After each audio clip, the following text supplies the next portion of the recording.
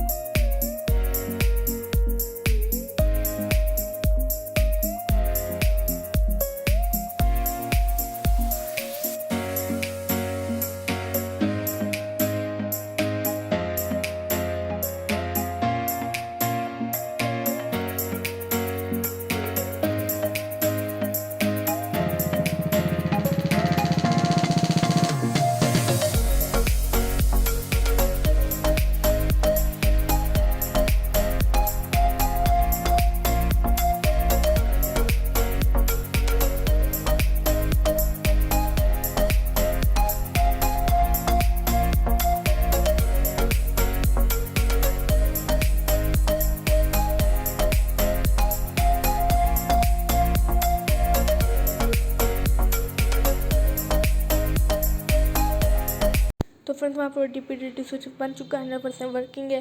Friends ये मैं switch इसलिए बनाया क्योंकि जो फ्रेंड्स एक और स्विच है जिसकी स्क्रीन पे आपको फोटो दिख रही होगी वो फ्रेंड्स थोड़ा सा मुश्किल होता है, तो मैंने ये सिंपल वाला बनाया।